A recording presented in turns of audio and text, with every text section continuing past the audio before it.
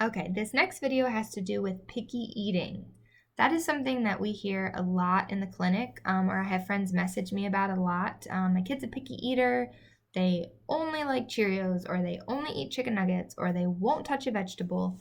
Um, so toddlers are notorious for going through phases of saying no to things. And I think especially the more they get attention, they kind of think about it, store it, and then say no even more. So you're going to go through phases where a kid, they used to love bananas and now they won't even touch one. They used to love hot dogs and now they won't eat it. That level happens. But when we talk about picky eating, we're really talking about a kid who only eats a certain color of food, whether it's only brown things or tan things or a certain texture. So only crunchy, a certain temperature, cold things or hot things. Or back to texture would be just smooth things. And so there's just a lot of rigidity in what they will and they won't eat.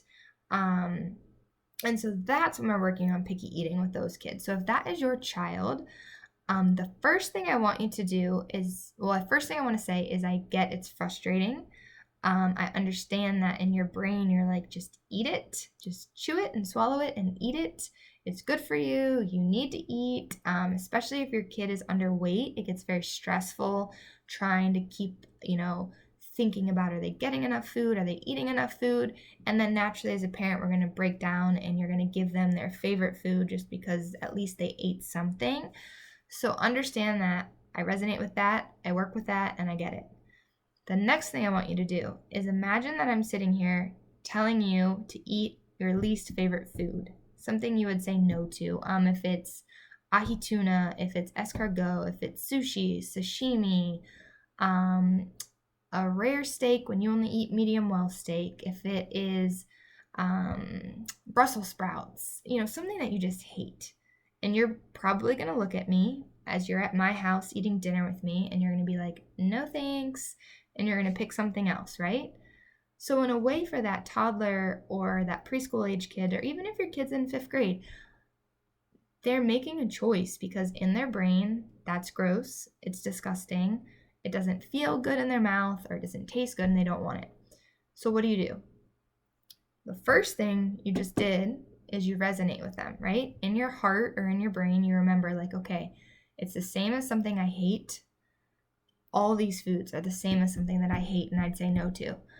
Okay, but we still have to open up their palate to that because we can't live our life only eating Cheetos or only eating chicken nuggets. So the next step is we have to think about looking, tasting, touching. All right, so the first thing is, can they tolerate it on the table? Do they not freak out that it's in a bowl next to them? Is it okay that it's at least on their plate and they don't touch it? Okay, and that's not what you want to say because a lot of parents are going to threaten, eat 2 bites or you can't get up. Eat 2 bites or you can't have dessert. Eat 2 bites or you can't watch a show. And that's fine, we've done it.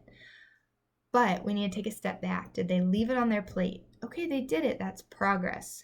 Tomorrow, have that same food. Now, can they at least touch it with their fingers and we talk about how it feels? Can we maybe give it a kiss or a smell and talk about what that was like? And then our last step is, can we take a bite or do we lick it? Do we chew it? And maybe they spit it out. Maybe they swallow it. But as you can see, it's a progression. So you might be offering that same food if it's asparagus, if it's chicken, you might have that same thing the whole week. So this isn't rapid fire where today's chicken, tomorrow's asparagus, the next day is canned peaches.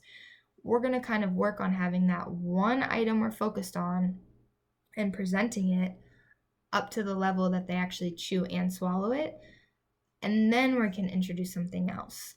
So have patience, a lot of praise, and when you get frustrated, take that step back and think about a food that you hate and if you're willing to do all this stuff with that food.